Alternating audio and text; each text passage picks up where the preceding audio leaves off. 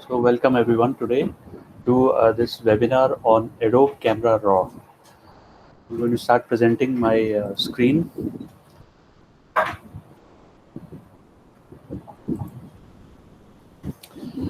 In this webinar, I want to stress that I want to keep it interactive. Means you can ask a question anytime, unmute yourself, but when your question is finished, then you should mute yourself, mute your mic so that there is no disturbance. You can give me advice and you can give me suggestions when I'm doing any process in Adobe Camera Raw. Also, so as I was saying that this, I want to keep this as a interactive session. So you can unmute yourself and please feel free to give suggestions on the process that I'm going through in Adobe Camera Raw. There are many alternate ways to do the same thing in Adobe Camera Raw. So your suggestions are quite welcome. Also, on my screen, I'm sitting in front of a big screen, and I can see the icons and the text very clearly. But it may not be same for you.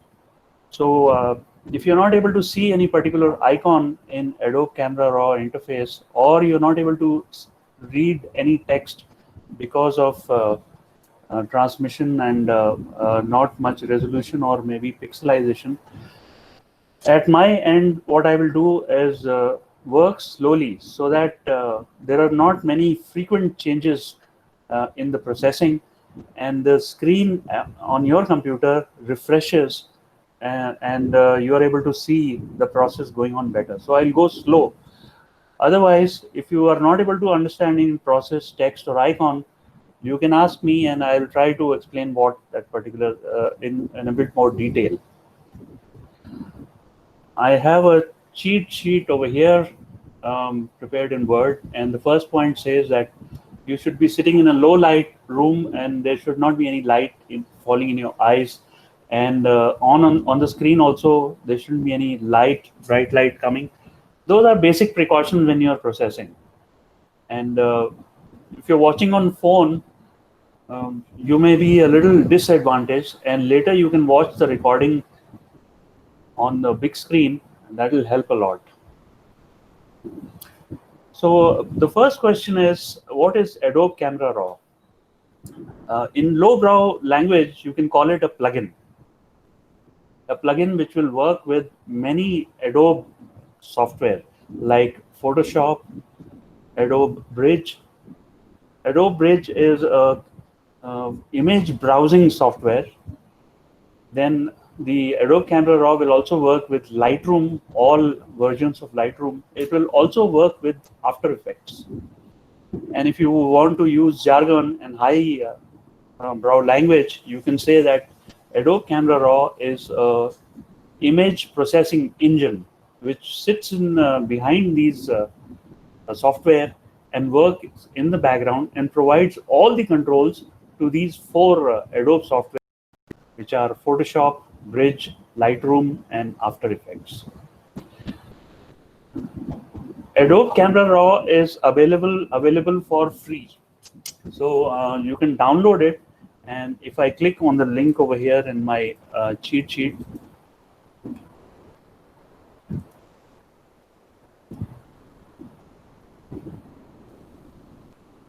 okay, this is not working. So I'll just go straight to my browser.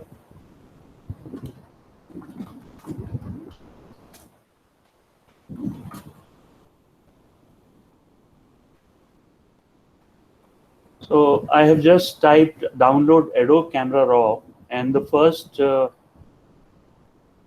link that appears is from adobe.com, although there will be many other companies providing Adobe Camera Raw, but this is the original place where you can download Adobe Camera Raw. You need to have either of these software from Adobe, like Photoshop, Bridge, Lightroom, or After Effects installed, and Adobe Camera Raw can be installed. So these are the files over here.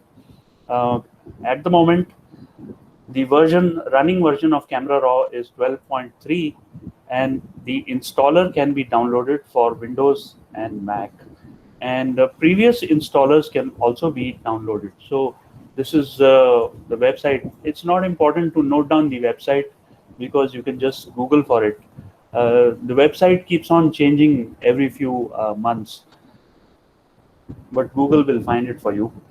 Now, I must say over here that if you want to install the latest Camera Raw, which is 12.3, you must have the latest version of Adobe Photoshop, or you can have the Creative Suite, or you have the latest.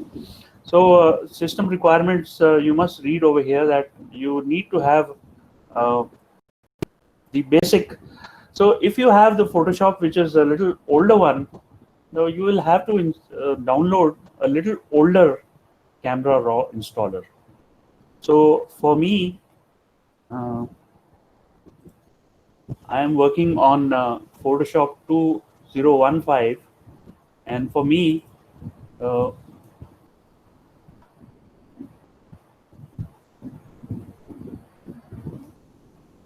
Camera Raw 10.1 works. So if I download the newer version of Camera Raw, it does not work on my version of Photoshop. So you need to download a particular version which works for your Photoshop or Lightroom version. So how do you install Adobe Camera Raw? It's very simple. It's just like any other installer.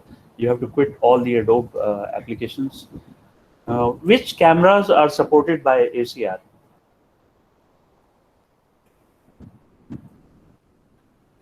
Okay, for some reason I'm not able to control click over here. So I'll just Google it.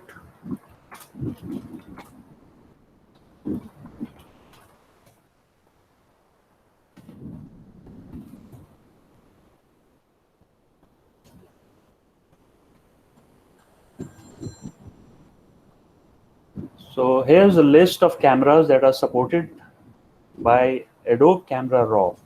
You can see that it is an extremely extensive list. So if you filter by particular companies, you can see that almost all of the camera companies are represented over here, including some cell phone companies, and even GoPro, Raw, everything is supported. So what does it mean when you say that Adobe Camera Raw supports these camera models? We are working in raw images. In Adobe Camera, we are working in raw images. So every company like Canon, Nikon, Sony, their raw will be slightly different. So Adobe Camera Raw is able to work with all the company's raw formats. Old, new, whatever kind of format, Adobe Camera Raw will be able to work with any camera that is listed over here. So you have cameras from Apple, Canon, all the new and old cameras. So you can see that it's an extremely extensive list. So Adobe Camera Raw is the industry standard, and it will work with almost all of the cameras, old and new, available in the market. Also,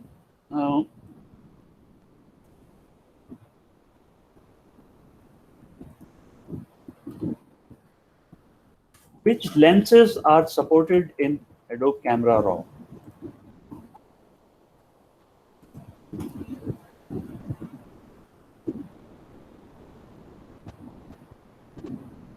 So here is a list of all the lenses that are supported in Adobe Camera Raw. So again, you will see that it's an extremely extensive list. You have cameras from all the companies, and there are some companies which do not manufacture a camera, but they do manufacture very good lenses like the Sigma. The Sigma Art series lenses, prime lenses, 24mm, 20mm, they are they are very good for astrophotography, and they are all supported. So you can see that many companies' lenses are supported in Adobe Camera Raw. So what does it mean when you say that a lens is supported in Adobe Camera Raw? What it means is that if the lens has vignetting, if the lens has some distortion, if the lens has some kind of refractive index problem, so all that will be can be corrected in Adobe Camera Raw. So if there is distortion, it can be managed. If there is vignetting, it can be managed. There are some lenses whose profiles are available at all focal lengths. For example, Hasselblad, they have several lenses which are zoom lenses, and their profile is available for each of the they move. So profile changes. So suppose, let me take a Hasselblad lens over here. So here is a lens. I was recently working with Hasselblad. So let me take, as an example, let me take this lens, which is 35 to 75 and each, wherever you, on any focal length, you keep this length. So from ranging from 35 to 75 on any focal length, you keep this lens. The profile is managed in Adobe Camera Raw. So Hasselblad is one of the companies which provides profiles for zoom lenses at all focal lengths.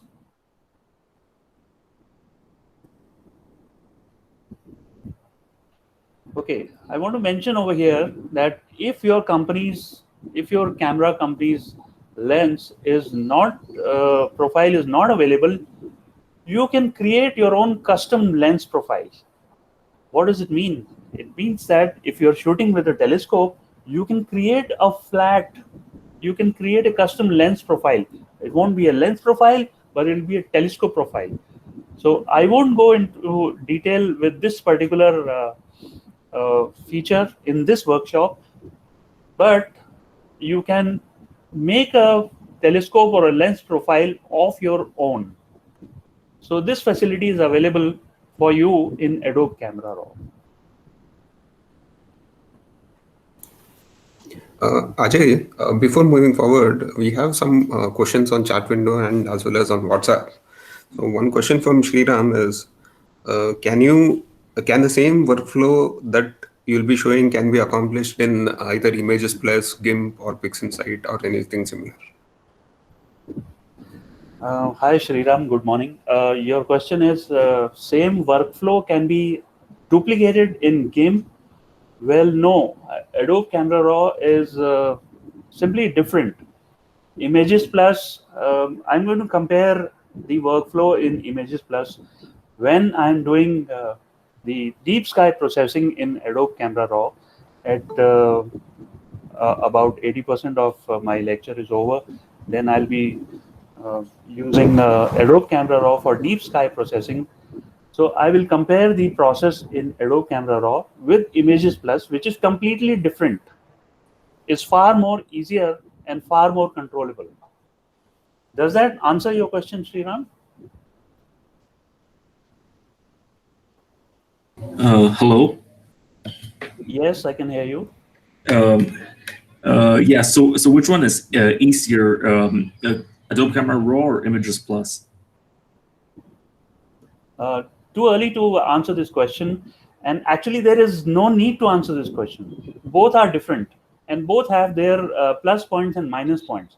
So they are not in competition to each other, and Adobe Camera Raw cannot duplicate Images Plus, and neither can Images Plus duplicate Adobe Camera Raw. So they are actually independent.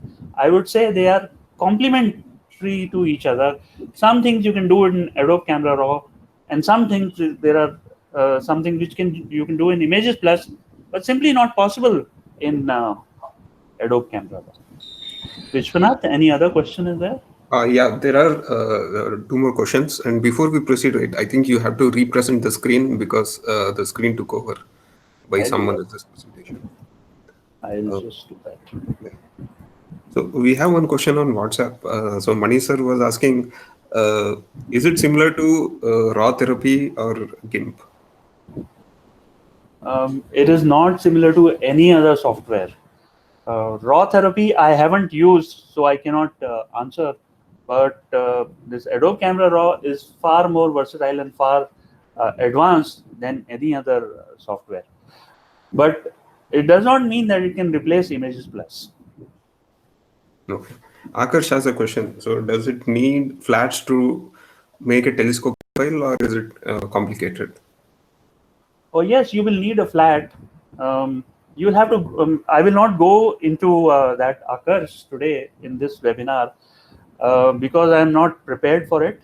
But if you go to that website on Adobe where it says what lenses are supported, and then you go and create, there is a software you can download, and you need to take a flat from your telescope and then bring that flat in that software on your computer, and it will map everything. And if you, okay, I said I will not answer, but I'm still answering. You need to shoot a pattern on a wall at a distance, and then you need to bring that square pattern for it to recognize what distortions exist in your telescope. So for a telescope, so for a lens, you can have that pattern on your wall, but for a telescope, you'll have to have that pattern really far away from you to photograph it. Does that answer your question, Akash? Any other questions, Sriram? Vishwanath? So Akash acknowledges that yes. Sriram again has a question. So Photoshop is known to be extremely expensive. How much does it cost to use Camera Raw? Camera Raw is free, but Adobe Photoshop, you can hire it on monthly basis, or you can. Adobe Photoshop is known to be extremely expensive. I would rather change this sentence to Adobe Photoshop is known to be extremely versatile. It can do everything. All processes, image processing processes are available. You can have HDR blending. You can have. I would like to change it. This sentence, Adobe Photoshop is known to be extremely expensive, to extremely versatile. Okay, let me continue with my presentation, and I will now switch to Adobe Camera Raw, and I want to tell you this is a image right on top. I want to begin by telling you the interface, what all it contains. So this is the interface of Adobe Camera Raw in Photoshop. So you can see over here that I'm in the rear, there's Photoshop, and when I dragged, let me do it again for you. Just a second. So here are all my raw files which I have selected for today's webinar. You can see that there are CR2 files, which are Canon files. There is one NEF, Nikon electronic format file. There are some ARW files, which is Sony RAW, sent by Amanjot. So if I just drag this Canon RAW file in Adobe Photoshop, it will open in Camera Raw. And you can see that it's a very dark photo. So the versatility of a raw image is so much that even if you have clicked at exposure which is not correct, there's a lot of latitude, and you can manage to change the exposure later on your computer if you have done a mistake. So let me show you some other images also. There's an extremely large latitude that you can manage later. So take for example this image.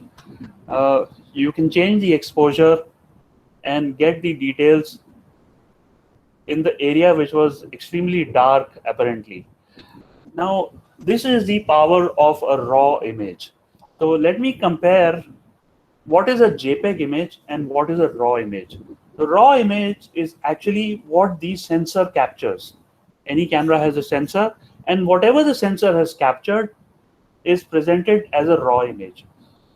Now every camera has a screen, so whenever you click a photo, the image is presented on the screen just a millisecond later. So raw image cannot be displayed, it has to be processed. So what are you seeing on the screen? Well, every camera, every device, every gadget has a JPEG processing built in. So when the sensor clicks a photo, that processing takes quickly, and the result is presented on the screen in JPEG form. So what you see on the screen behind the camera immediately after you take a picture is not raw, it's JPEG. Every device in the world which shows you a JPEG has a engine built in which can convert from raw to JPEG so that it can be displayed on a screen. Do you have control over that mechanism from raw to JPEG? None, no control. So raw image can be processed, yet raw images are usually flat and they need to be increased in contrast, color, and depth and dynamic range. So raw images need to be processed before they can be seen on any screen.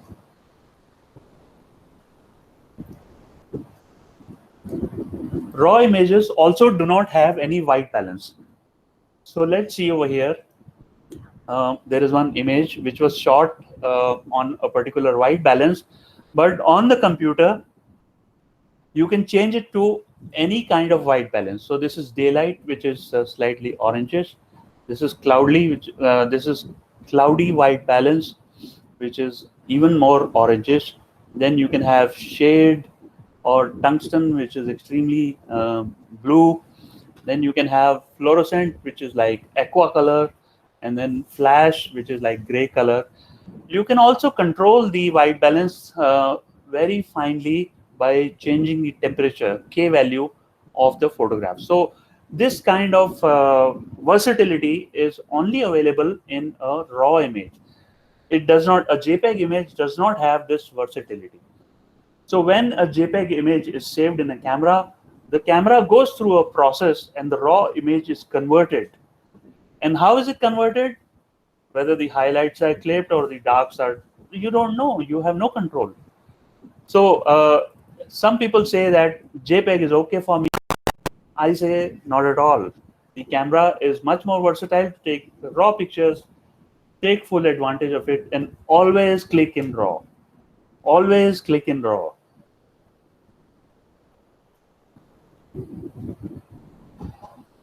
The next question that I have lined up in my cheat sheet is, what is a DNG file? Well, DNG stands for digital negative file, and it's also a kind of raw file by Adobe. The company Adobe wanted to standardize all the raw files and call it a DNG file, digital negative file, but lot of companies don't use this Adobe Raw.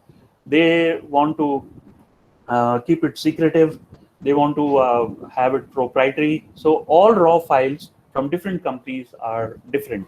But there is a standardized raw file available, raw file format available from Adobe, which is the DNG format. So over here, if you want to save this any kind of raw image, you have the facility in Adobe Camera Raw to save it as a digital negative DNG file. This DNG file will have all the capabilities of a raw file, and it will work. It is pretty much standard and company independent. So this is a facility that you can save as a digital negative file.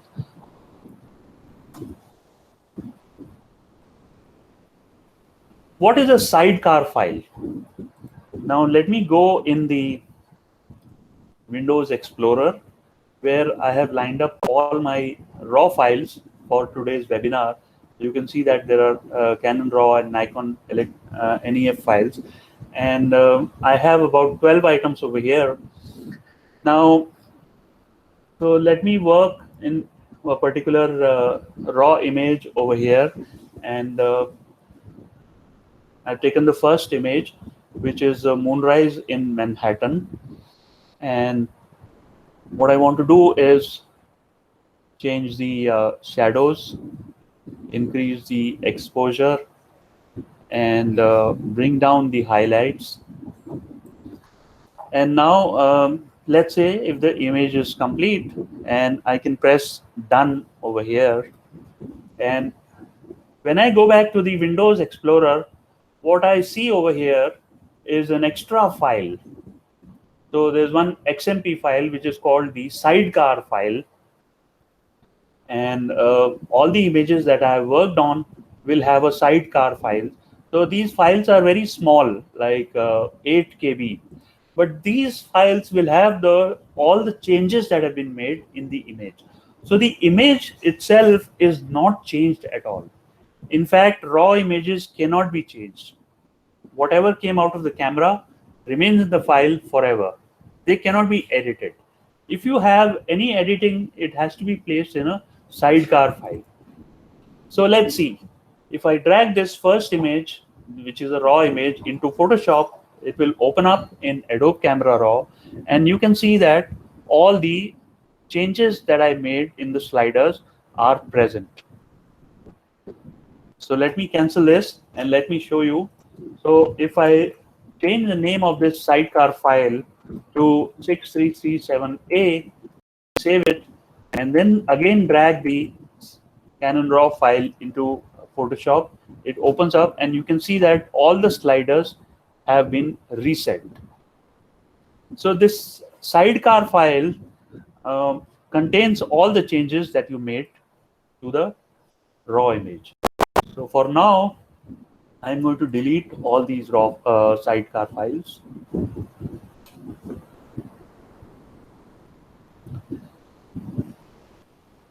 So if you want to transport this image somewhere and you want to carry the changes that you made, so you must carry the sidecar file along with. Let me also show you this effect in the bridge. So I just started a software called Adobe Bridge, which is actually the image browsing software from Adobe. And I'm going to go in the particular software where all my file, particular folder where all my files are. Okay, so you can see that all my files which I want to take up today for the webinar are here. And what I'm going to do is minimize this for the moment, and again take a raw file and drag it into Photoshop and rotate it and remove chromatic aberration and just make a few changes and press done over here. Now if I go back to Bridge, you can see that whatever changes I made in Photoshop are visible in the Bridge. Now if I go to the Windows Explorer, and I'll see that this sidecar file is present over here, and all the changes that I made are saved in this sidecar file. So let me delete this sidecar file, and you will see that the image reverts to its original. So that's the importance of this sidecar file. I would like to talk about the interface, user interface of the Adobe Camera Raw, and I will just drag all these Canon RAW files. So this is the interface of Adobe Camera Raw when it is working in Adobe Photoshop.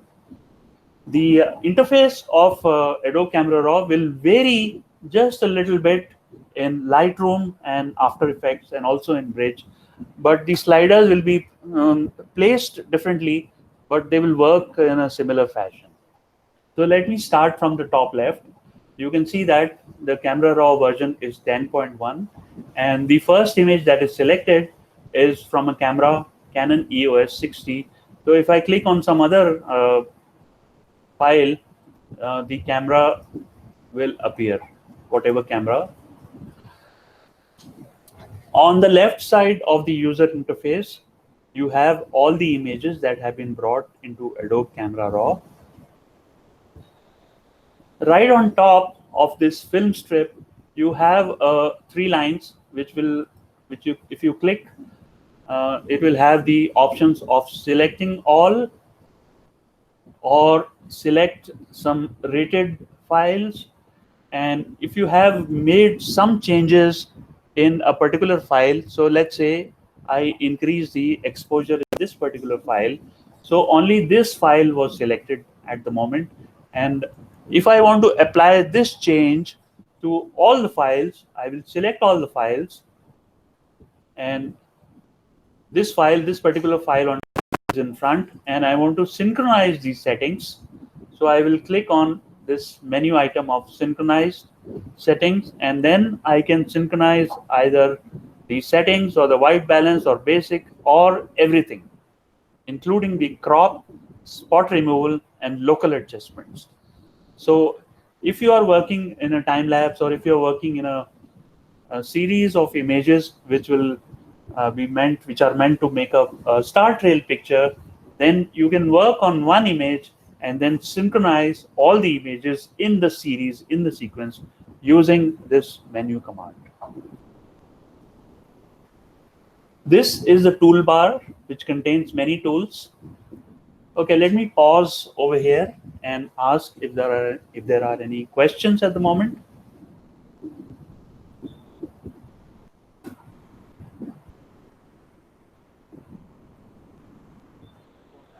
Hello, can you hear me? Yes, Mr. Satish. Yeah, thank you.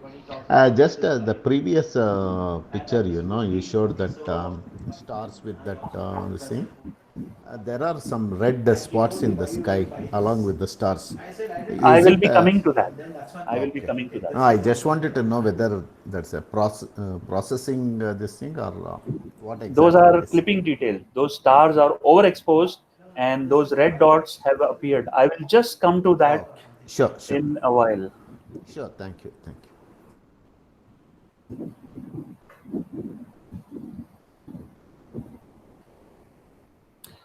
Akash Sima has written, I believe DNG can sometimes save metadata. That means the sidecar material, sidecar changes inside the DNG file. That's right, Akash. You don't have, in a DNG file, you don't need to have an extra sidecar file. All the changes that are made are saved inside the DNG file, but a raw file from a camera cannot be edited.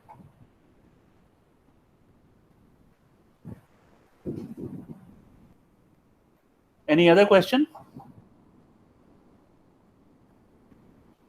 Okay, I'm going to continue with my presentation.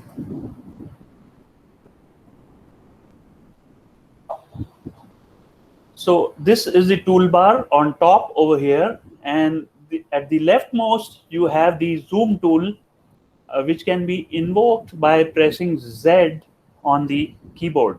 So if I press on my keyboard, I press H, hand tool will be selected, and if I press Z, zoom tool will be selected, and you can click and drag on the image towards the right to zoom in and towards the left to zoom out. You can also press the Alt key on the keyboard and scroll on the mouse to zoom in, scroll forward, or scroll backwards. So these are the two basic tools for managing the view of your image. And the hand tool is very simple. You can, if the image is zoomed in, I am going to double click on the zoom tool and the image will go to 100%. So now I will double click and you can see over here the zoom level has changed to 100%.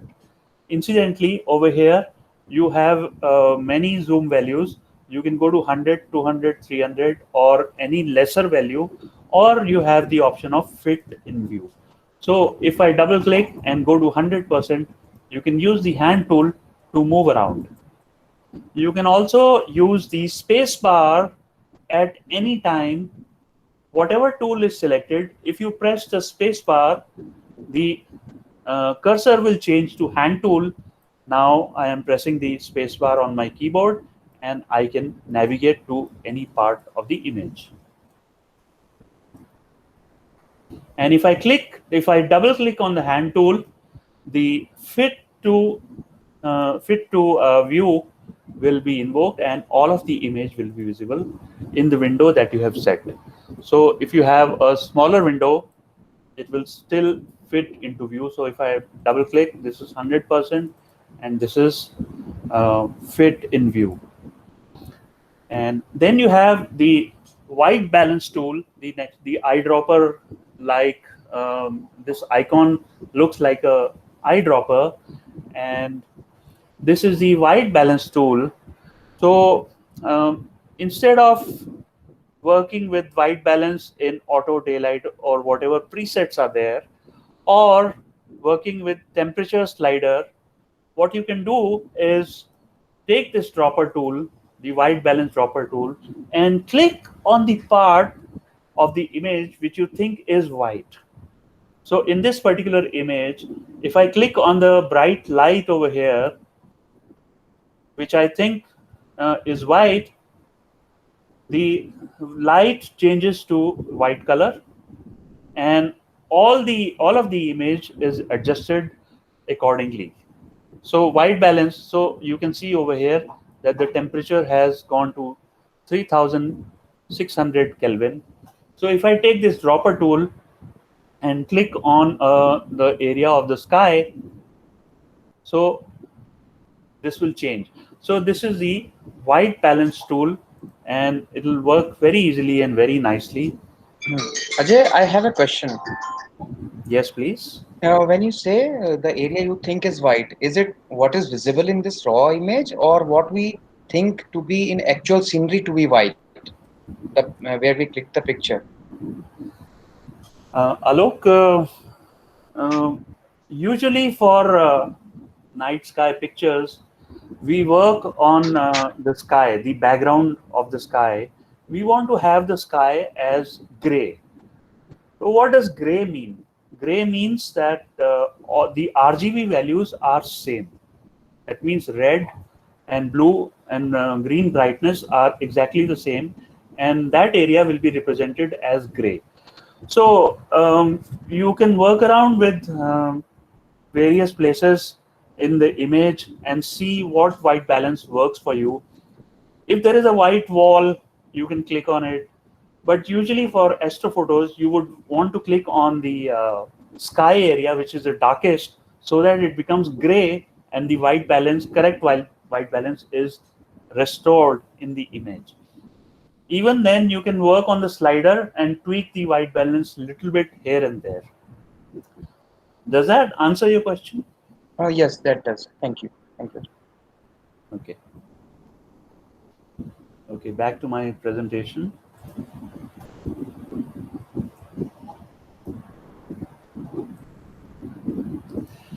Next, there is in the tool, this is color sampler tool. It basically creates a point where the color is sampled, so you can create as many points as you want, and the color sample will be displayed on top of the image, and whatever changes you make will be previous and after, before and after will be depicted over here. I want to talk about the targeted adjustment tool. Now, this particular icon is visible to me very clearly, but it may not be so clear to you since you're watching on untransmitted. It has a small triangle on the lower right, and which means that if I click and hold the click, it will have menu options. So it has the menu options of hue, saturation, and luminance. So let me show you a little bit about this tool, and I'm clicking on saturation, and let's see this LED light over here. I'm going to place my cursor on the LED light and click and drag to the right. And can you see over here the particular location where I clicked, those colors were selected, and the saturation was increased. So I'm going to double click on these sliders to get them back to 0 and show you something again. So all these oranges appearing, which is actually a clipping information. That means these areas which are orange and red, actually red, they are overexposed and clipped. So I'm going to click on this highlight clipping warning, and these areas will go. Okay, now again, back to this targeted adjustment tool. And if I click on this particular light color and move towards the right, you will see that in the entire image, these yellow lights are getting more yellower. You see that? This targeted adjustment tool can also work with luminance. That means if I click on the blue over here and drag to the right, the blue colors in all of the image will get brighter towards the right and darker towards the left. So are you able to see the effect in the image? So will somebody report whether I'm working too fast and everything is visible on your screen? Yes. Yes, Okay, it's thank you working very perfectly well. Yes, Ajay, I can see that, but a few people have joined from their mobile phones. So I want Yeah. to listen to them if they can see the same. Okay, this session is it'll be far better to watch it on a big screen and at home. So maybe people who are watching on the mobile phones, they can go later and watch the recording if they want to see the particular section. No, it's quite visible, Ajay. So I think not much of a difference. Of course, the size is small, but we can notice the difference. I'm so glad. Thank you very much. Okay, the next tool that I want to work on is simply a crop tool, but it also has a small triangle on the lower right. So if I click and keep it clicked, I can select the aspect ratios and of the cropping. So at the moment, you will see that I have selected aspect ratio of 9:16, which is the wide screen. So if I drag this cropping tool over the image, wherever my cursor is, the aspect ratio will be 9:16, and you can see at the which is the crop part, and you can move the window up and down. You can also have overlay of the thirds, rule of thirds. So you can place your image. So this is very simple actually. Everybody must be aware of it. So rule of thirds, you can place the moon is the focal point, the subject of this image. So I can place it on the 4 points of rule of thirds. So this is the crop tool, and you can also have a square crop tool if you are working for Instagram. So various kinds of crop tools are there, and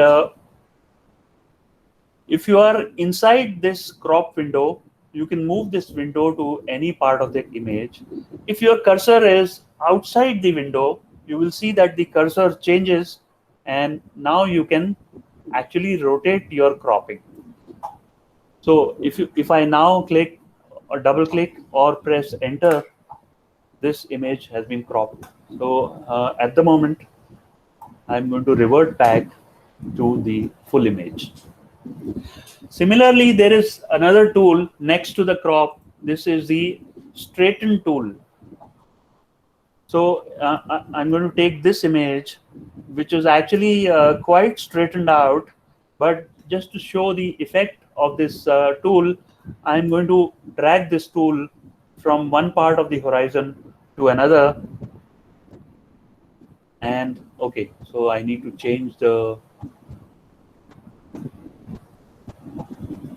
crop.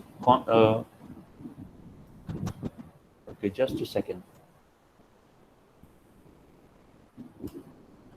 Okay, back to straighten tool.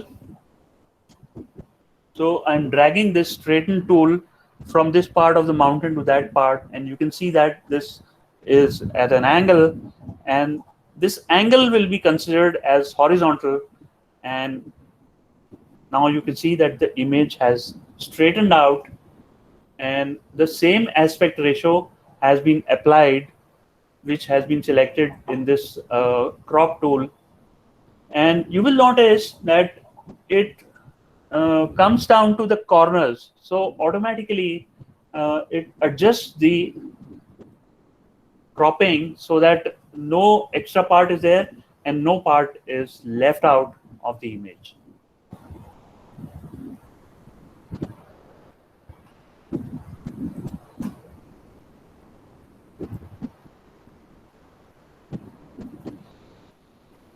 Okay, this is a transform tool which works very nicely in um, pictures of buildings which have perspective, but it has no use for astrophotography. And the next one is spot removal. So if you have a dust particle in your image, I'm going to show this tool a little later in one of the images sent by Amanjot, and it will remove the spot very easily. Then you have the red eye removal, no use at all in astrophotography. Then there is the adjustment brush, which I don't use actually. Some of you may like to use it, but I'm not going to talk about this much. Then there is the graduated filter, which I'm going to use on Kirti's image from Paris of the comet Neowise. I'm going to show this graduated tool in a while just now. And then you also have a radial filter, and finally you have the rotation control, and you can toggle the image for deleting. Then of course on the right side over here you have the icon for making ACR, Adobe Camera Raw, full screen or back. Next, on the right you have the very important histogram. So you have to keep a watch on the histogram, whatever processing you're doing. In fact, histogram is so important that while shooting, while processing, every time you have to keep an eye on it. So on top, there are two small squares which are the clipping indicators, shadow clipping warning. So let me take this first image, and this is a very dark image. Why is it a dark image? Because I wanted to get the moon correctly exposed, and you can see all these dirty blue areas which are actually clipped. So what does clipped mean? That means these areas have a brightness of 0. They have no detail. So if I click on this clipping warning, these blue areas will go away. And if I click it on, so this is a kind of indication of how your image is working. Now on the right side, you have the brightness clipping warning, and at the moment there is nothing clipped over here. But if I increase the exposure,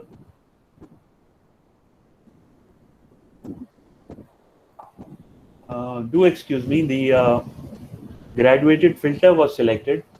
I need to go back to the lens tool or the hand tool and increase the exposure. So now you can see I'm going to click on this clipping warning, and you can see that the moon is overexposed, and so are some of the lights. So this is a clipping warning. That means all detail is lost in this area. And you can see that in the histogram also, this spike is telling you that many areas of this image are overexposed. So if I bring back this exposure, and you can see that this spike is going down, down, and it's vanished now. So only few areas of the image are now clipped. So if I increase, if I want to get rid of this blue areas, I have to increase the shadow detail, and you will see that the blue areas have vanished. So or I can also increase the black slider. Now everything is in the middle, and no areas are either clipped towards the dark side or towards the bright side. So this clip warning is very important, and you must keep an eye on the histogram. Next, so this is a kind of informative panel over here, histogram. It only gives you information and warnings. So these are the more information, like these are the shadows, midtones, and highlights. It also gives, this area also gives the information of the image ISO and what was the shutter speed and what focal length was used and the aperture. And if you hover your mouse over the image, you can also get the RGB values over here. So as you can see that all the RGB values are changing as my cursor moves along the image. Then just below that, there are several tabs. In fact, 1, 2, 3, 4, 5, 6, 7, 8, 9, 10 tabs are there. They are basic tabs, and then you have the tone curve, then you have the detail, and I will keep on going through each and every tab one by one. And as you click on each and every tab, then you have sliders below it. Ajay, Yes. you need to represent again. Okay.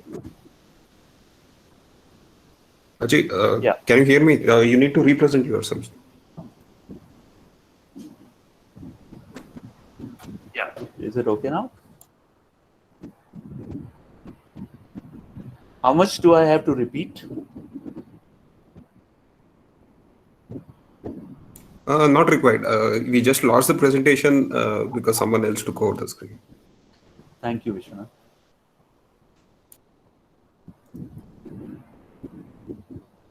Okay, I'll go to my cheat sheet.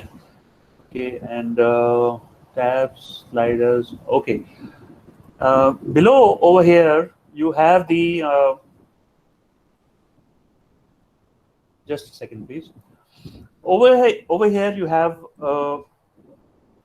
workflow options, and in this, I usually select 16 bits per channel. You have an option of working in 8 bits per channel. Why would you want to work in 8 bits per channel when you have a lot of images and your computer cannot cope up? You can also change your color space over here. Whole lot of options are available. And you can also size your image, like if you have clicked with a digital SLR camera and you're making a time-lapse movie which does not require 4K or 8K resolution, then you can change your working resolution over here. And any question? Over here, you can also have the image sharpened for suitable for either screen or glossy paper or matte paper. So it's very important to select this output sharpening as per your intended destination of your image, whether it is Facebook or a social media. So you will select a screen sharpening option, or you want to get it printed. That means glossy paper or matte paper has to be selected. And you can also select the amount of sharpening, low, standard, or high. So this is a dialog box which is available at the bottom of the user interface. At the bottom, you also have the number of images that have been opened up in Adobe Camera Raw. So at the moment, it's written over here, image 1 of 12. So if I press Control A on the keyboard, now this particular thing reads as 12 selected out of 12. Then next to it is a Y which says before and after. So let me change a little bit before and after, and then you will see. So you can have various options. So this before and after is written on top over here. So you have side by side. You can have side by side, but half of the image will be before and half of the image will be after. And then you can click on this Y and you can have top to bottom before and after. You can also have top to bottom half image. You can also have you can toggle it back to totally after. And then over here, next icon is swap before and after settings. So this is before and after, before and after. And then this is a back arrow to go back a little bit. Okay, so I have explained the user interface of Adobe Camera Raw when working in Photoshop. Oh, a couple of icons are left out. You have these option of saving the images. So whatever images are selected, so at the moment 12 images out of 12 are selected. So if you click this, a dialog box will open where you can go ahead and save your image either in JPEG or DNG or TIFF or Photoshop format. And then you also have the options of where to save the image and what is the quality and what is the color space and what is the size of the image and what is the sharpening. So this dialog box appears when you press Save Images, this icon at the bottom over here. And if you press Open Images, all these images which are selected will open in Photoshop, and then you can keep on working on those images further. Now let me get to the sliders. I'm going to cancel all these changes that I made, and I'm going to bring back all the images again. So I'd like to work on this particular image. Usually, when you are when I'm in a classroom, I ask everybody, what would you like to do with this image? आप क्या change देखना चाहते हो? What change would you like to see in this image? But since over here that format will not work, so Vishwanath, what do you say? Can we do this? Ajay, I think we can. Guys, you can actually unmute and ask anything over here. Okay, so this is for all the participants. You can unmute yourself. I would like to keep this webinar as interactive as possible without getting disorganized. Okay, first of all, the clipping warning is on, and most of the areas over here are black. So I would like, yes.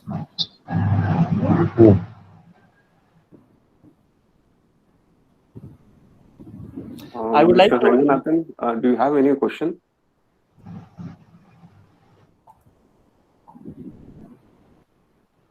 Okay.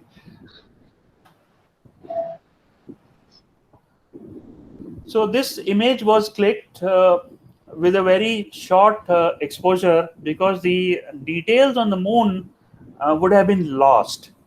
Now I would like to increase on the shadows. So you can see that I am increasing on the shadows.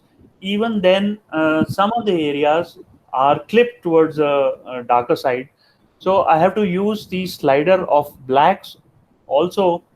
And now you can see that all the dirty clipping areas have vanished. But even then, the image is not popping up. I will have to increase the exposure. And now the buildings are quite easily visible. But what has happened that the moon and the bright lights in the image are now clipped. That means they are overexposed and they are devoid of any detail. So for that, we have the sliders for highlights.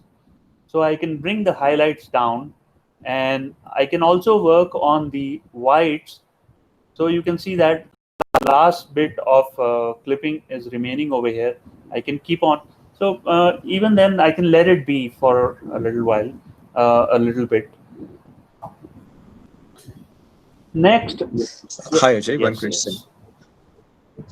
What is the difference between shadows and blacks? Oh, okay. I will not be able to answer these questions. But blacks is really dark areas of the image, and shadows is a generally. So if I show in the histogram, probably this is shadows and this is blacks, and these are highlights and these are whites. So, but this is just my hunch. I haven't read this anywhere. So sometimes if I work on the shadows and I do not get the desired effect, then I go to blacks and increase the blacks. Sorry, I'm not able to answer this question perfectly, but this is my perception. Okay, got it. Thanks. Next, what I would like to do, since I have increased the blacks a lot, what I can see in the background is a lot of noise. So all these noise has come up. So I'm going to go back on the black slider a little bit so that I can decrease the noise in these dark areas. And now I would like to set the white balance in this image. So what I can do is various ways. I can use the white balance tool and click on this light over here, which I feel should be white, or I can go to this Alliance light, and so better result is obtained by clicking over here. And the image has gone a little bit reddish, so I can manage fine control by using this tint slider. As you can see that it has gone far towards the magenta, I can bring it back to 0. Let me try again clicking the white balance tool at different positions. Or I can right click at any position and set the custom white balance as short auto daylight. Let me try auto. Oh, that is giving a little greenish tinge in the background. So I can use the fine control of the tint to go to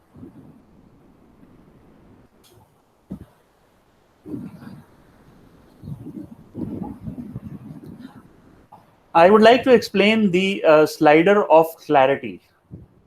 You have the slider of contrast, which will increase the contrast, but contrast is usually not preferable in astronomical photos. Clarity is far more better.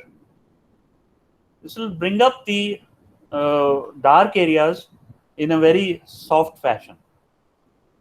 But you can see that clarity is also increasing the noise in the background. So I would never go as far as 76 with clarity. I would only go up to about 30 or so. Now, I am increasing these sliders very drastically so that participants can see the effect and judge. You never increase the sliders to so much extent. The only slider that I go really wild with is highlights and whites, which I reduced to almost up to minus 95. I'm going to show this effect of slider going to minus 95 in Kirti's image of the Neowise comet over Paris. So in this basic tab, I'm going to go over the sliders: temperature, tint, exposure, contrast, which is never really touched. I never really touched it in astrophotos. Then you have highlights and shadows, whites and blacks, and clarity, which increases the shadows a little bit, very nice way. And then you have vibrance and saturation. So what is the difference between vibrance and saturation? Vibrance will bring out the muted colors. Saturation, if you increase the slider, it will increase the saturation of all the colors. But you can, I usually go only up to 10 with this saturation slider, and use vibrance by up to 30. So this will bring out more of the muted colors prominently. Okay, I would like to change the the yellow color in this image. There are a lot of lights which are yellow, and I can go to the HSL gray tab over here, and there are 3 sub tabs in which there are hue, saturation, and luminance. And if I go to saturation, and the yellow ones, can you see that I am reducing the yellow in the lights in the buildings? And also, if I go to the hue and change the hue of this lights to more gray, what I'm trying to do is reduce the attention from this yellow lights and increase the attention to the moon.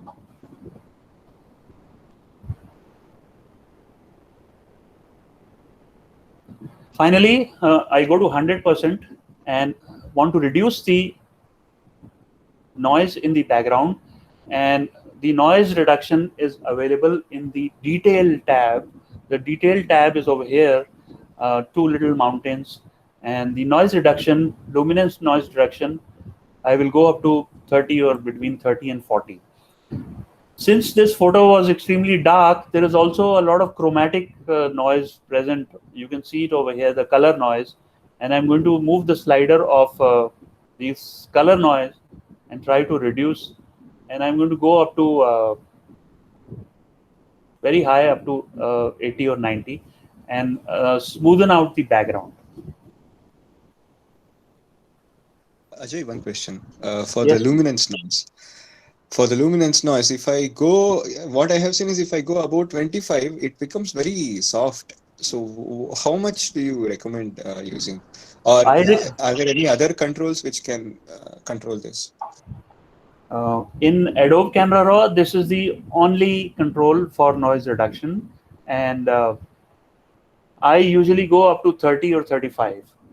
There is an image which I have received, raw image of a comet from Amanjot, in which he has photographed using 30,000 ISO, and there's a lot of noise present.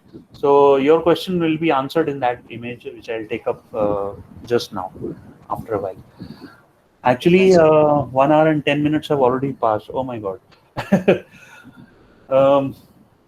I want to impart everything in great detail so that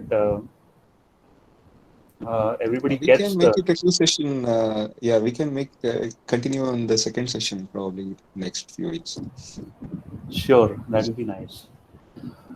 Okay, this moon was rising, and through the atmosphere it was very yellow and orange. Maybe you like it, maybe you don't. If you don't like it, you can change the hue. So I have selected the targeted adjustment tool and clicked on it and clicked on hue, and you can change a little bit. So not greenish. I'm just showing you a particular adjustment. You may or may not like to do it. At some places it will be highly appropriate. Over here it may not be. So this is just a method of me showing you that this adjustment is possible. So if I click over here, let me reset this sliders. If I click over here and move right, can you see the sliders on the right moving on their own? And if I click on the left, if I click and move on the left, so I can click in the blue areas also, and you will see that the blue sliders have been selected automatically. So this is an extremely nice adjustment in Adobe Camera Raw, and I basically use it for chromatic noise reduction, which I'm going to show you in this particular image. And now, since you have made all the adjustments in this particular image, you can go ahead and either save this image or open it in Photoshop.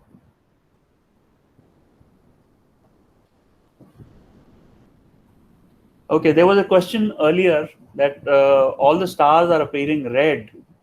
So let me switch to 100% and show you. These are actually clipping warnings. That means all the stars are overexposed, which is but natural. So let's see what we can do with this image. Maybe I'll work on since the time is less, I'll work on this particular image of Milky Way.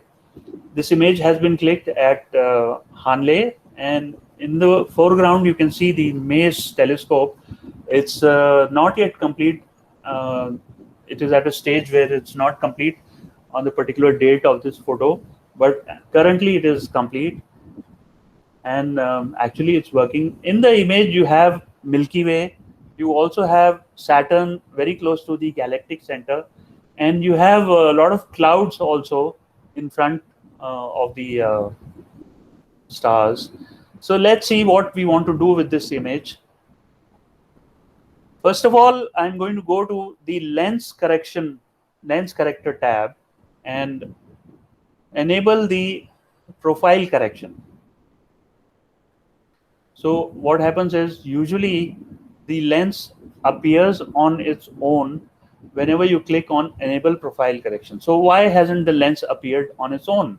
That's because this was a manual lens. This is a 35mm lens from Rokinon, and it does not have autofocus or any other. So I will have to select this lens from the list of lenses that are available. So Rokinon is over here under R, and then I have all the lenses from Rokinon available over here.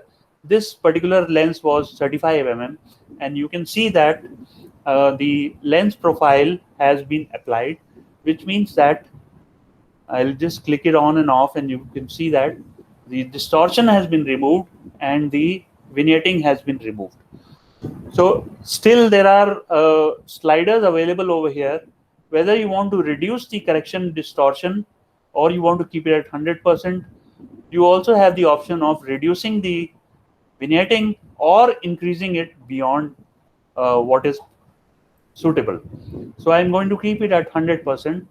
So this is the profile. Basically, I wanted to get back the light in the corners. So maybe I will just okay, let me go to manual tab and show you the manual vignette removal. So this is the slider for vignetting, and as you can see that the corners are getting bright, but at the moment only the far corners are getting bright. So you have this slider of midpoint which you can toggle to for the vignetting to move inwards. So obviously I'm not going to move the slider of vignetting amount to 100%. So I'm going to go to about 40% and the midpoint to about 20. And now I see that with my eye, I see that the entire image has become equally brightened. But you can see in the RGB values over here whether the RGB values are running same across the image using this RGB brightness counter over here. Okay, what would I like to do next? I would like to increase the clarity between the clouds and the Milky Way clouds. So here we are, increasing the clarity. I would also like to increase the vibrance.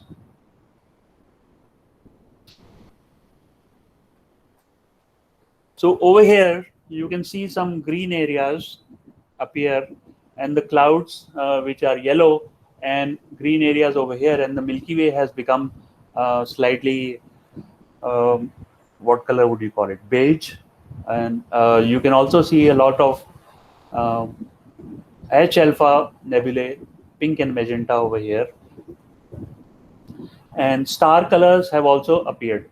Now, if you go to 100%, you will see that the star colors are inside are saturated, but the surroundings have the star colors. So you can see that this star has a reddish tinge, and these stars over here have bluish tinge. This could also be the chromatic aberration. but chromatic aberration usually appears at the edges of the frame.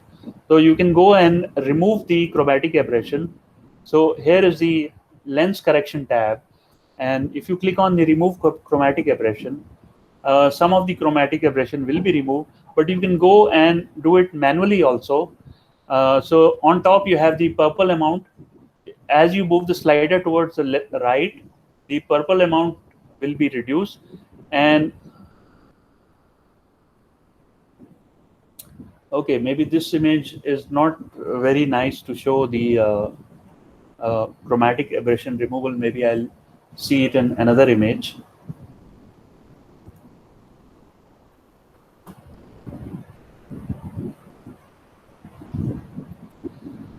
So what other change would you like to see in this image? Any suggestions? More contrast, probably. At the moment, if you see the histogram is stretching from, it's occupying the entire dynamic range.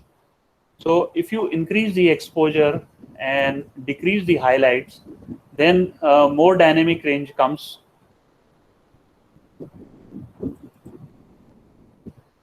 And also some colors in the stars have started to appear. So I don't like to use the contrast image, contrast slider, but I see that it has improved this particular image. Can we see more details from the ground, the lower part? Yes, definitely. Thank you. I was hoping that somebody would suggest that. So to increase the details in the ground, I will have to work on the shadows, but not so much because there's a lot of noise over there. So I will only go up to 30 or so, and maybe a little bit of blacks.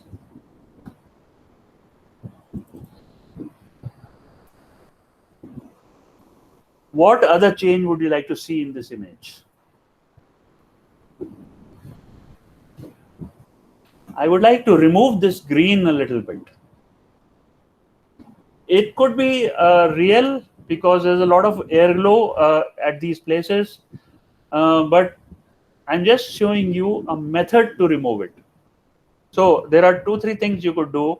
You could go to the HSL grayscale and go to the saturation tab and reduce the greens as well as the aquas. But a better method would be to select the saturation and click on this green areas and just move a little bit towards the left, and you can see that the green has gone, and even over here across the image the green has reduced.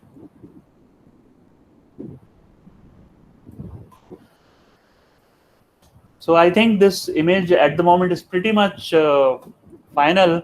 We can go to the noise reduction thing and watch the image at 100% and increase the slider to about 30, and some of the noise has gone. When you are looking at the image at 100%, you can see that the lens is not particularly good because it's showing a lot of color around bright stars.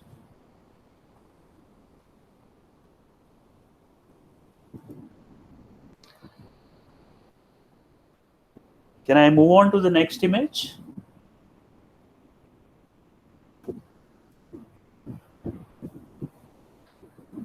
Okay, this image is really a favorite of mine.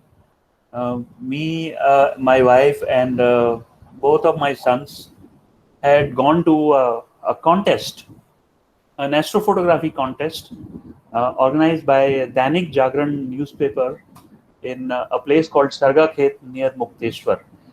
And the best part about that contest was that you have to come to a particular place, and in 5 hours, that means 5 o'clock in the evening to 10 o'clock at night, you are supposed to click photos over there, then and there, and then submit in the contest after 2 days. So we were at this contest, and I wanted to click some people photos, and this is one favorite of mine. So this is my wife Neelam and my son Arjun. So the sky is turning dark, and there are 3 planets in the sky. You have Venus, Saturn, you also have Moon, and Mercury is over here. Let me zoom into the image, and you can see Mercury over here. So let's process this image, and in this particular image you will see the versatility of a raw image. So let me go to the basic tab and increase the shadows and the blacks.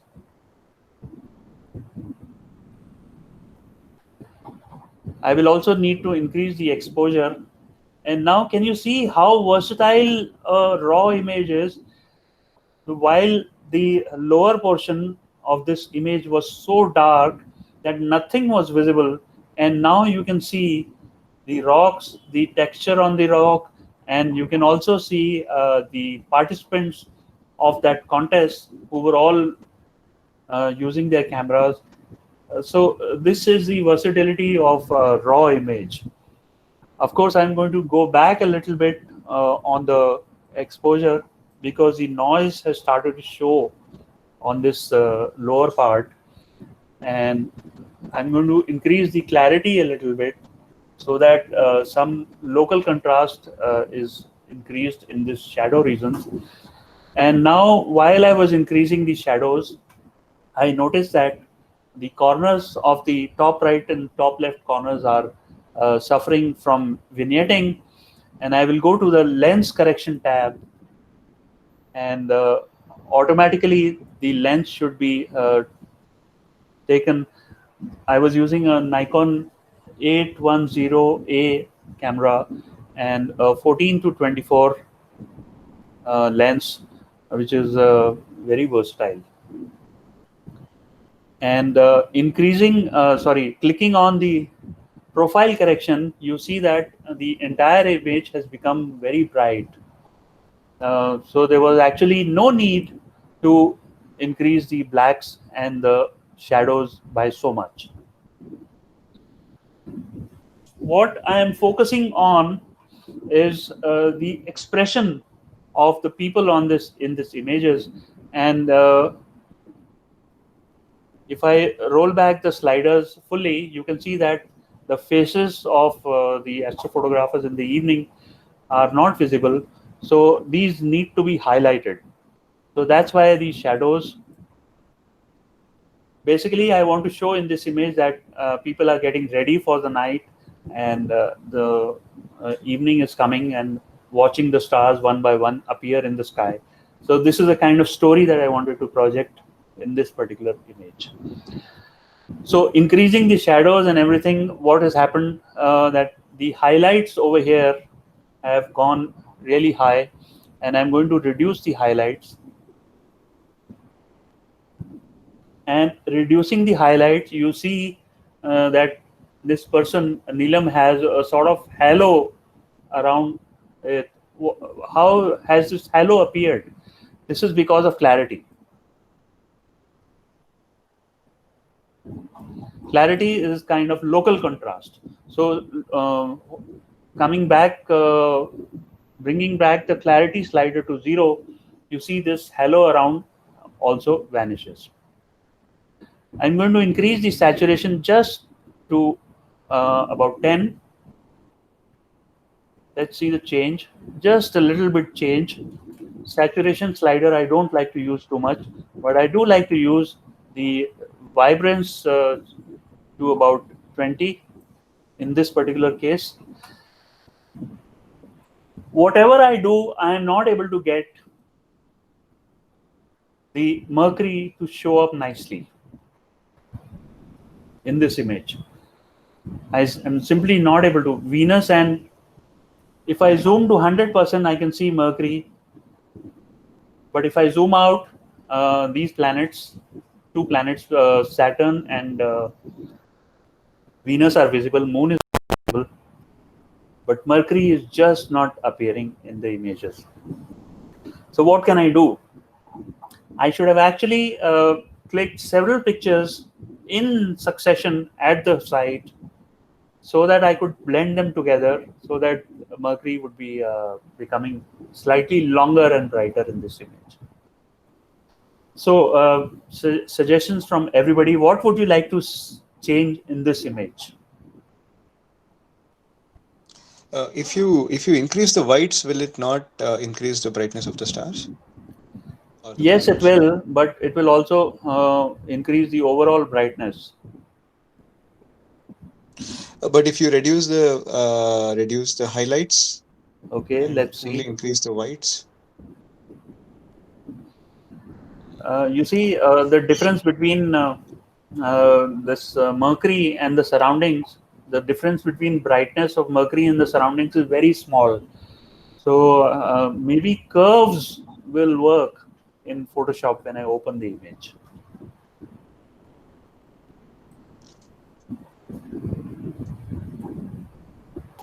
Ajay, we have one more suggestion.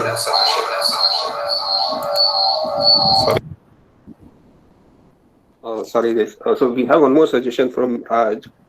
Can you do local shadowing, like only face visible? Local shadowing. Oh yes, like only the face.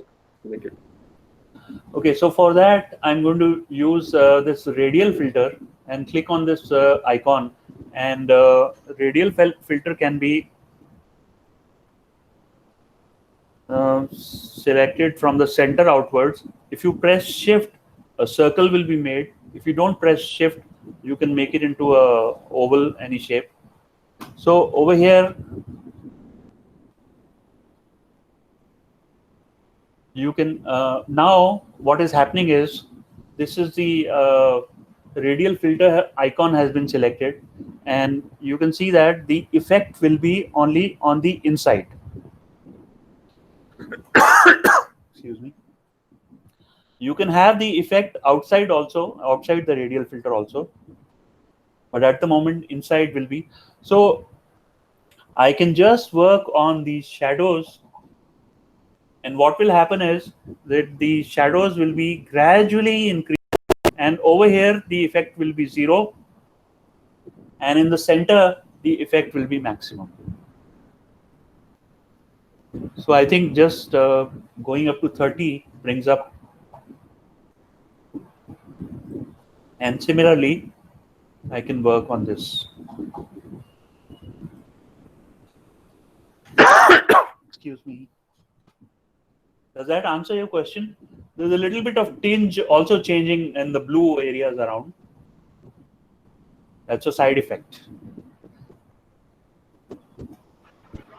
Yes, sir. I would now like to work on Kirti's image. Fantastic composition, I must say. This was he had shared his raw images with me a few days back when he clicked, and you can see the comet, you can see the Eiffel Tower, and there's a big church spire over here, and you can see the Seine River.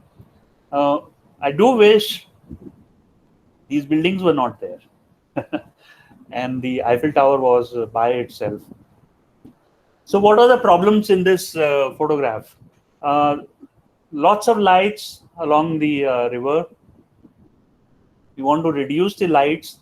We want to bring out the comet, and we want to reduce the highlights in the middle part of the image. So this is actually very easy.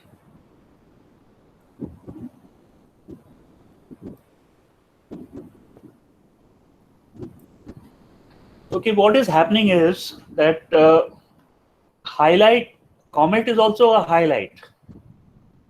The comet is also a highlight, and if you reduce the highlights and whites, the comet also will go down in brightness. So I will use, in this case, I will use the graduated filter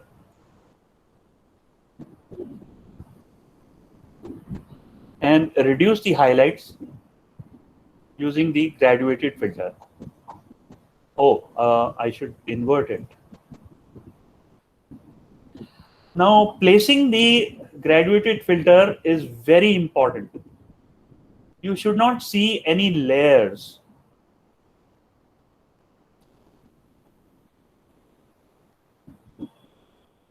The transition really needs to be smooth.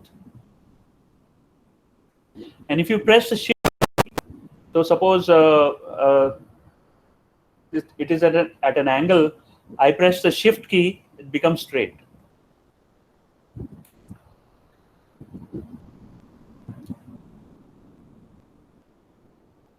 And now what is happening is that the vibrance is going down drastically. So I can increase the vibrance a little bit.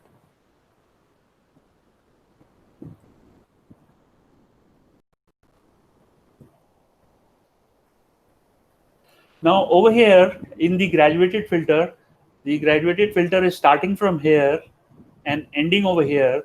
So whatever changes you make in the sliders will be 0 over here and 100% over here, and below it will be 100%. So in this transition zone, you need to select it very nicely. So you can see that there's a lot of change over here and it's producing layers in the sky. So you cannot have so much adjustment.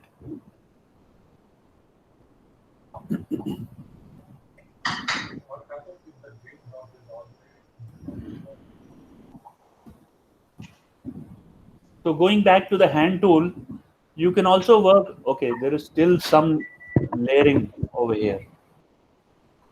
Yeah, is there a question coming? Yeah. So what happens if the green dot is all the way to the bottom?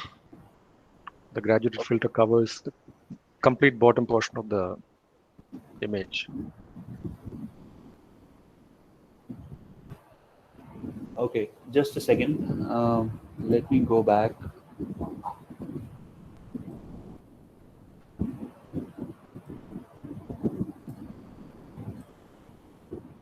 Now the graduated filter.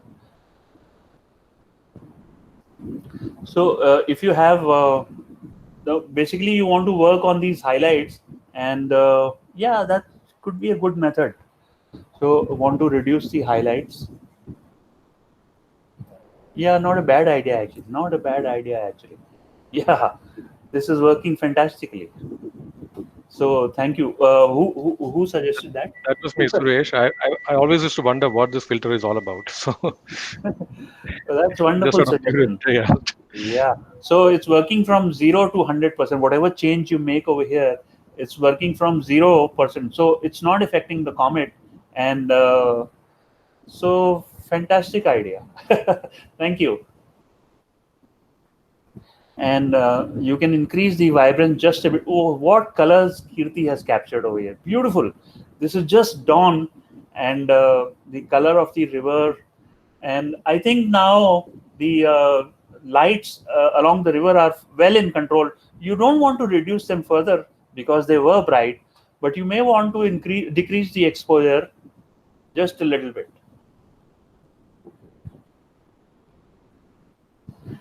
So any other change you would like to see in this image?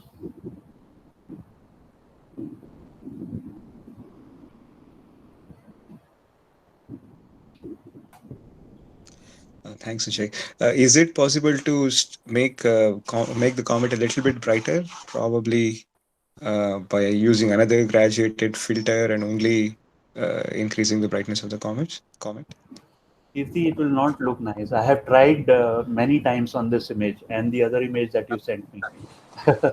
Okay. All right.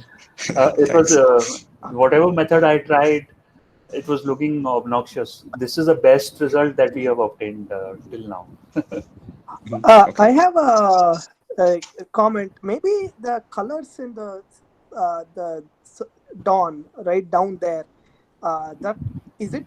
Does it make sense to bring it out? I realize the comet is the subject of the image, but if you want to try and massage those colors a little bit, that might be interesting. Okay, so you can have this adjustment tool to saturation and click over here, move to the right. This is what you want. Oh, it's brought out that beam of light in blue. Are you able to see it? I am able to see it over here. Yeah, I'm able to see the beam of light. But no, I didn't want such intense colors, but maybe just the hue, because not so much the saturation, right? Because I think Okay, the the hue. hue Okay. became slightly different when we applied the graduated filter. I guess it's not giving any improvement, or at least that's what I cannot see anything happen on this mobile screen. So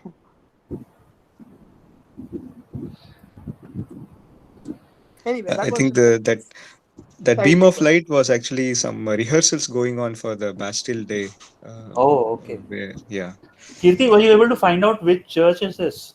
I'm quite intrigued. It's not Notre Dame. Anyway. No, it's not Notre Dame. Oh, I'll check. I didn't check. Okay, I'll check that and let you know. Doesn't matter. Okay, since there is not much time left, I would like to take an image sent by a participant, which is actually more important. So Amanjot Singh has sent this ARW file, which is from a Sony camera, and this is touched a sore point. I've not been able to see the comet, photograph the comet, despite. Okay, here I wanted to show this spot removal. So since the camera has a little bit of dust, so I have selected this spot removal icon tool over here, and it has a circle has appeared, and on my keyboard, if I press the square bracket, left square bracket, the size of the brush can be decreased or increased by pressing the right square bracket on the keyboard. So what it does is that if I click, it will sample a nearby area of the same. So this is content aware sampling, and it will replace the dust area. So over here you can see that it is selected an area which is slightly far away. So here is a dust. So like this. So content aware. This is called content aware. That means all the dust particles have now been removed. Oh, there's one over here also. I need to increase. Is Amanjot here in the webinar?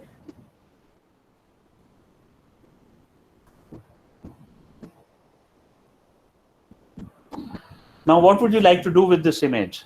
First of all, it's very hazy, and comet was very low in the sky. So there's a perfect tool in Adobe Camera Raw, which is called dehaze. So I have clicked on the Effects tab, and right on top there is a dehaze tool. Now in the newer version of Adobe Camera Raw, the dehaze tool has moved to this basic tab, but in my version, which is 10.1, the dehaze tool is over here. So if I increase, let me go to 100% first, or maybe 50%. So when you move the dehaze tool, you have to be really careful, because the noise is also increasing. Can you see that? Although the comet is getting, what is the meaning of dehaze? So what does haze do? I'm a Delhi guy. I know very well fog. So what does fog do? You cannot see till far. Everything becomes hazy. Contrast reduces, and the color saturation also reduces. So this dehaze tool will exactly do the opposite. That means it will restore the colors, contrast, and so that's what the dehaze tool does. But it also increases the noise in the picture. So if you see the information of this image, Amanjot has used 32,000 ISO, which is quite high, and such a noise is has to be there. So let's go to the noise reduction tab and see what we can do with the noise.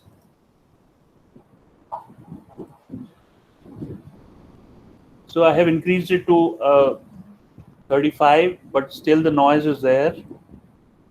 and then going on to 50. So noise has become a little bit manageable. Okay, I will also now go to the lens correction tab and enable profile correction. So the camera has not appeared. Let me go to Sony and see if the camera lens appears. Okay, so it has defaulted to 50 mm lens. I don't know whether this is correct or not, but I can see that there is still vignetting on the corners. So I'm going to go to the manual slider and try to decrease the vignetting that is there. Back to basic tab and increase the clarity a little bit, which has sharpened the stars and made them appear slightly more, and increase the vibrance a little bit. What else can be done in this picture? You need to remove these dust particles, and there is some distraction over here. So I can go to the spot removal and remove this also.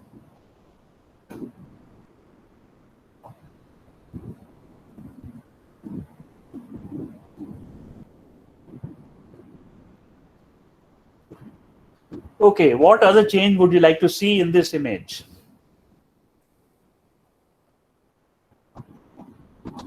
Ajay, can we get more colors at the tail of the comet? Usually it will be more towards green or something.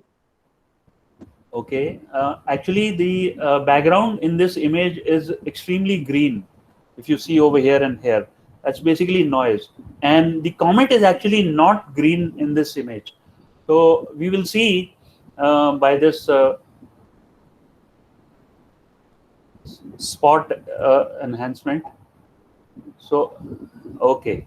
But what is happening now is that the background noise is also increasing. Did you see that? So I can work this slider back a little bit till the noise becomes acceptable. So this is the slider for orange saturation is at 48. Let me bring it to 0, and let's see again back to 50, and then back to 0. So I am toggling between 0 and 50 just to see the change. Does this work out nicely? What you wanted? Yeah, I think it's better. Some of the recent photographs did indicate two tails, the ion tail also. So can we try to make it pop? No, the noise will increase. I have worked on this particular image last night for a long time. I was not able to get that image. Oh, okay. Okay. This is really a hazy, cloudy picture actually. The tropics in India are the culprit, means monsoon and everything. What I would like to do is reduce the green cast in this image by clicking over here and moving the cursor left side just a little bit or I could also try the white balance, and okay, that's not working. So let me go to white balance auto and see if that works. Yeah, Ajay, Srinath here. If you have multiple photographs taken at around the same time, see if you can do a stack of those. Yes, I had asked Amanjot to send me some multiple pictures, but that's not the topic of today's discussion. So I avoided comic to pop. So I thought that would be a good option. Yes, that is certainly an option, but stacking and all that is cannot be done in Adobe Camera Raw. So I did not take that up. Fair enough. Can I ask a quick related question? If Yes, you were please. to combine this raw workflow with stacking, how would you do it? Would you first convert from raw to JPEG and then stack? Or I have an you... example. Okay. Okay.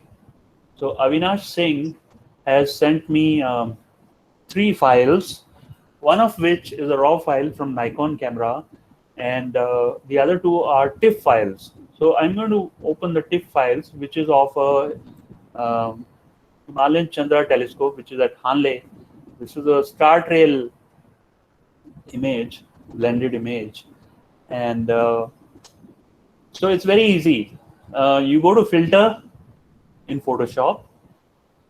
Okay, let me say that this kind of processing in Adobe Camera Raw in an image which is not raw is possible only in Photoshop. It's not possible in Lightroom or Bridge or After Effects. So I go to filter and click on Camera Raw filter. Then all the features, almost all the features, I have them over here. So I was working on this image, and really dramatic change in this image can be obtained by just changing the white balance. So I have clicked on the white balance tool. You can also do it by pressing the key I on the keyboard. And if I click on the dark part of the background, so dark part of the background maybe over here or somewhere over here. And can you see the change? This is fantastic. Just one click.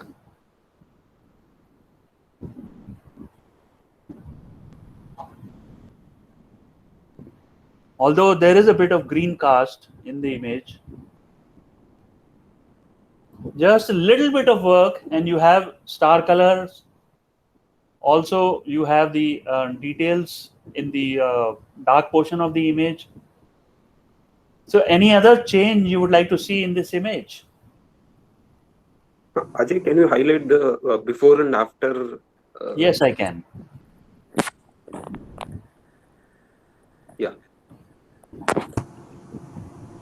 Will DHS help to reduce the sky brightness? Yes, I was hoping somebody would say that. So the dehaze tool, sorry, and look at the star colors appearing with the dehaze tool. Fantastic. There is some amount of clipping over here. The areas are turned blue.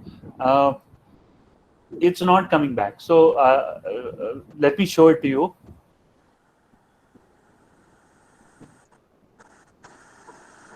It becomes too bright, but still the areas remain dark over here.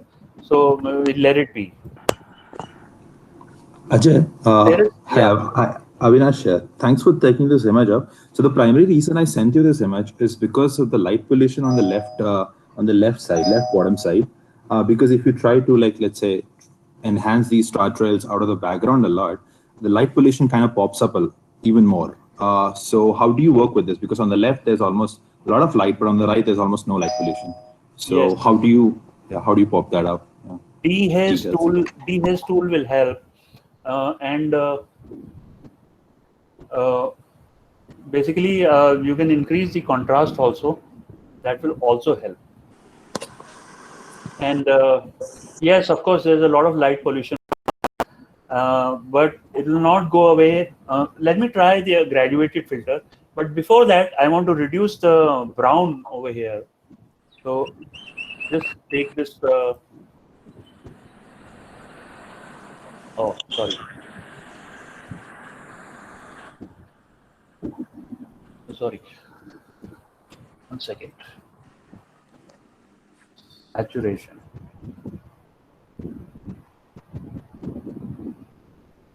Okay.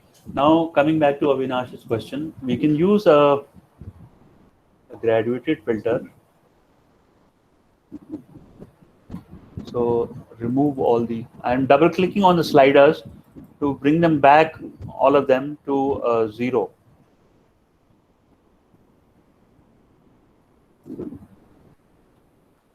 There should be a reset button somewhere.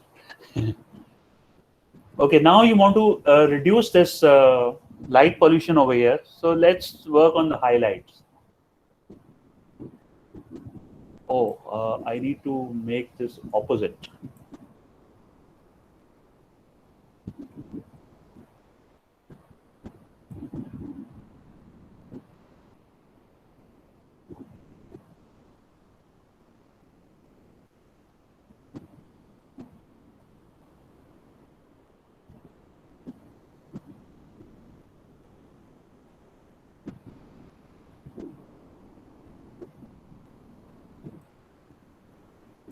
it does work a little bit, but not so effective. Do you get the idea a little bit? Avinash? Yeah. I kind of actually tried the same technique which you're trying right now, using the the gradient filter across the left side of the image. But the main problem is I think like if you see spectrally, there's a lot of red on that light pollution area, but if you go to the right, it's a lot of blue. So there's a spectral change itself. So if I try to do a lot of thing with the gradient filter, it doesn't really work that well. It works okayish, but not great. Yeah. I agree, actually. But But without maybe the gradient filter, also it was to me it was not looking bad. Can I ask a question here? Is this a stacked image or is it a single image? Avinash? This is single exposure. Yeah.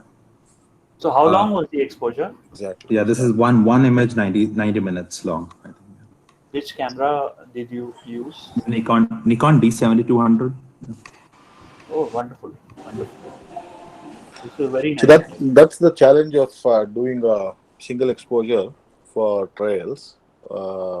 Basically, you cannot help avoid these extra unwanted artifacts and stuff like that. So that's one of the reasons. The predominant method, I would say 95% of the method people use is short intervals, intervalometer time lapse for compiling them together.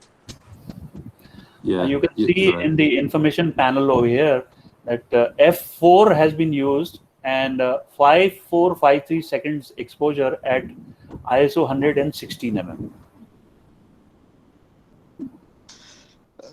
So if we, instead of taking the TIFF, if we had taken the raw image, would it help to make it better?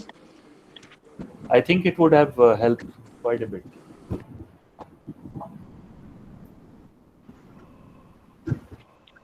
Also, light pollution removal, I think it's Camera Raw is not really designed to do that. Probably Camera Raw is not designed, yes.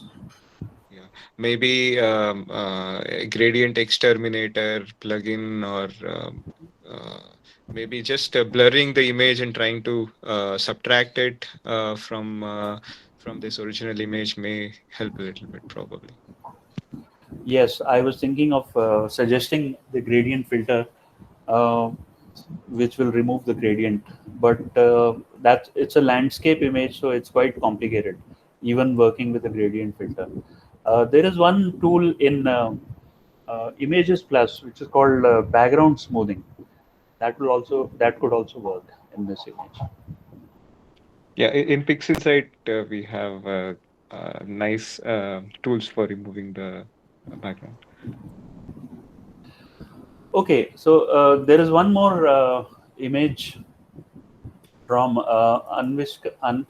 what's her name? Anviksha. Is she here today? Well, she has sent me a JPEG, although I had specifically requested raw images only. Now, if this was a raw image, we would have a lot of detail could be captured. But as it happens, it's a JPEG image, and if you go to filter, Camera Raw filter, not much can be done in this image. As soon as you start to work, a lot of noise appears in the image, and I must say this could have been better focused. So in the field, you have to be really careful about focusing.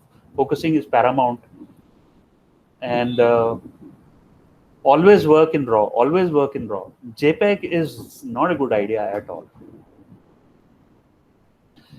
I want to touch on. Okay, time is already up. I want to take just a little time and touch on this particular image, which was clicked with a 400 mm lens in one of my workshops. This is the deep sky images, and about 50 images were taken.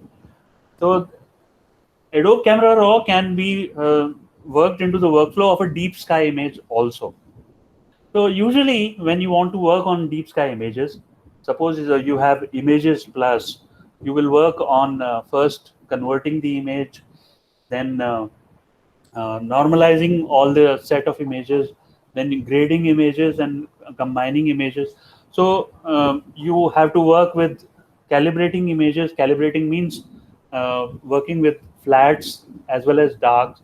So here I am proposing a method which eliminates darks and flats. So flat can be worked out, incorporated in Adobe Camera Raw.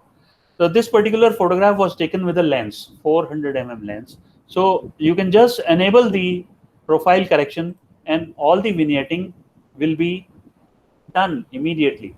So if you have a telescope and you can incorporate your flat forever in Adobe Camera Raw, this will be so easy. You won't have to calibrate your images. Then darks can also be eliminated because noise reduction routine in Adobe Camera Raw is quite good. So I am working on this image. There is actually a set of how many images are there? 53 images of Lagoon Nebula and Trifid, and all of them can be brought to Adobe Camera Raw. Let me do that right now. So I'm going to drag all these images, 53 images, into Adobe Camera Raw, and I can work on one image or synchronize later, or I can work on all images simultaneously. Incidentally, at the time of this photograph, Mars was very close to these two objects, and so this bright object is Mars, and it's severely clipped, means it's overexposed. You can see the red clipping warning over here. So first of all, I'm going to enable the profile correction, which will act as a flat has been incorporated already, and I go to 100% of the image and work on the noise reduction. I don't have to be terribly precise about reducing the noise because I have 53 images over here, which are going to be stacked. Next, I want to work on these highlights. These stars have gone out of control, and I want to reduce the highlights. And as well as you see the Mars is going out of control over here. Reduce the whites, and now all the highlights have been reduced. Star highlights and colors of stars have been restored a little bit. I can increase the color of the stars by using vibrance. I can also go to split toning. Split toning tab is there, which has got highlights and shadows. So I can work on the saturation of the highlights just a little bit so that the star colors. Also, the nebula is considered highlights in this image, so that's also getting enhanced along with. Now, if I just click on the white balance and click on the dark part, the white balance is also somewhat reduced, restored. Although I would like to go a little bit bluish temperature control so that the background is grayish. So if I hover my mouse on the background over here, I can see in the RGB panel that the R is 75, G is 75, and blue is 77. So the background is somewhat neutral, and that was my purpose. Increase a little bit on clarity. And now, if you look at the histogram, you can see that there's a lot of dynamic range which is being wasted. So I can reduce the blacks and watch the histogram, keep on watching the histogram, and also reduce the shadows a little bit, and now increase the exposure. Keep a watch on the histogram and see what is happening to the histogram. It is broadening. And again, so here we are on a single image, which is now can be stacked also. and further noise reduction can be achieved. So Adobe is good for stacking images also. So what would I do? What would be my workflow in this particular case? I would export all these images to TIFFs and then take them to registrar, which will register all the images. That means align them, and then I will combine them in registrar itself to produce a nice image. And let me show you the result of such a processing. That's a result of this kind of processing which I was demonstrating.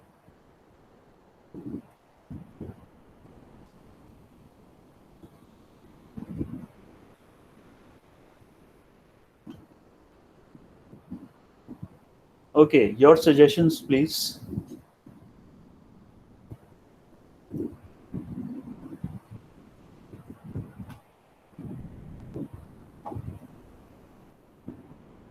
One question, Ajay. Yes, hello. Will it produce different results if we stack them first and then process? Stacking first in software like Images Plus and PixInsight involves the use of darks and flats, and I have found that it takes a lot of time in the field to shoot flats at the same temperature. So this is a sort of process in which I want to avoid altogether shooting the darks and involving calibration of. I straight away go to take my raw file, go to Adobe Camera Raw, and convert them into TIFF after incorporating all the processing, and then stack them together. So it's a method. You can try it out. Maybe you will get good results with this method or with the method that you are suggesting, the conventional, traditional method. Thank you. Thank you. Hi, Ajay. So I think the flats, probably if you have dust modes and other things, probably they might help.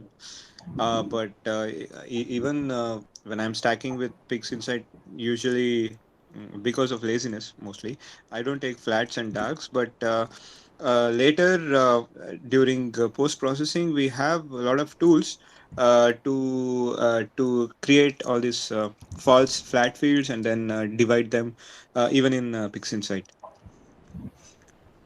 Yes, Kirti. Also, I think calibration, if we are doing properly with flats and darks and so on, I think the softwares, they do it before debayering. So the calibration is done before debayering, and then the alignment and alignment is done after debayering and so on. So, but here, if we use this methodology, yeah, then okay, I think it's the same. I think, yeah. Yeah, it's just a method, Kirti. It's another method. Conventional methods are there, like in PixInsight, Images Plus, and DSS, and this is also a method. So there is no far benefit. Like if you have a Photoshop and Adobe Camera Raw, you can still do all this. Means Adobe Camera Raw is capable of managing your deep sky workflow also. Just to say that. Okay, yeah, thanks. Okay, finally, can we extend? The time is already over. Actually, what do you guys say?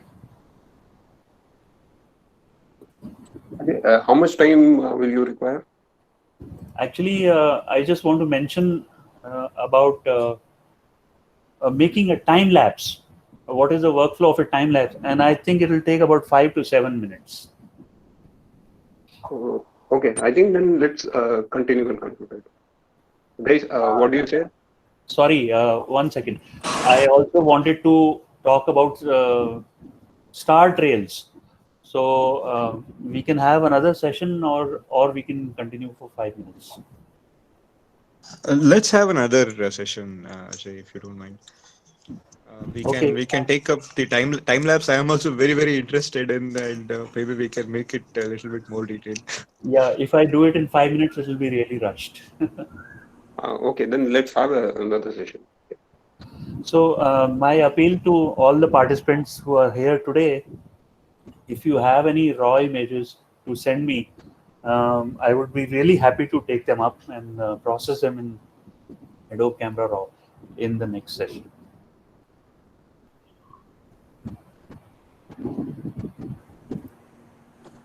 So Ajay, before we leave, I had one question regarding this RAW versus TIFF debate. So see, TIFF is also a lossless format, right? So if I'm Yes. editing an image in RAW or when I open it in Lightroom and save it as TIFF, isn't it the same, or am I doing something different when I save it in TIFF and then edit it? The white balance is fixed in a TIFF. In a RAW, white balance can be changed. And Okay. so that's one important aspect. There are other small aspects, but largely TIFF is a lossless format and everything will work fine. Okay. Okay, thank you.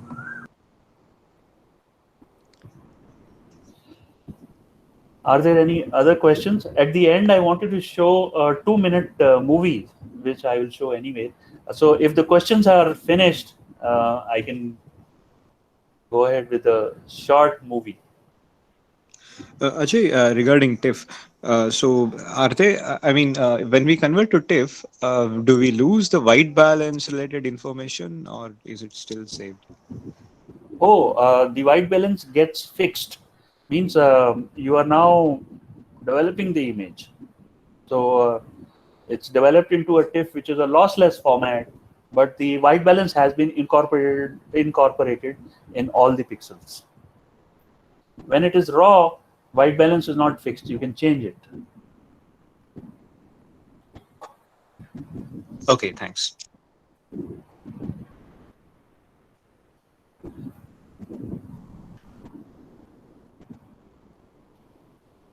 Okay, so I'm going to stop sharing and then present another screen. Okay, this is the movie that I wanted to show after talking about time-lapse movies.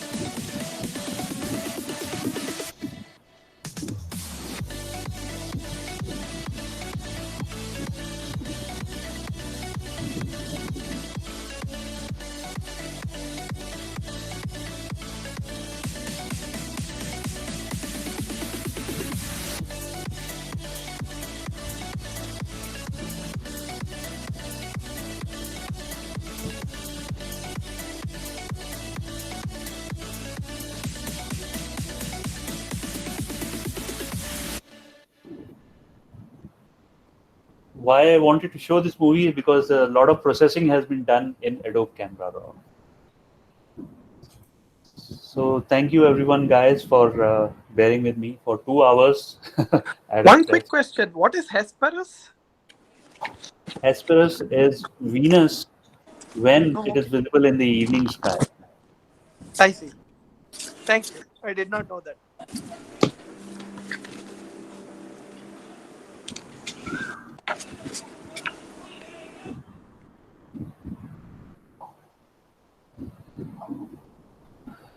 Over to you, Vishwanath. Okay, thank you, Ajay. Thanks a lot. So a lot of things were new for all of us, I think.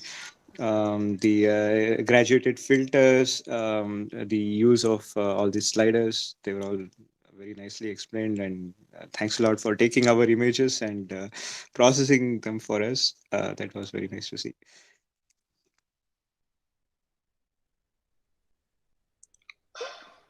Thank you very much, Ajay. As usual, it was amazing. So it is not that we had to bear with you, to be honest.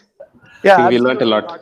Thank you. Thank you, Thank you for Ravindra. this session. I think you have a very good way of explaining all of this. That is very hard to find.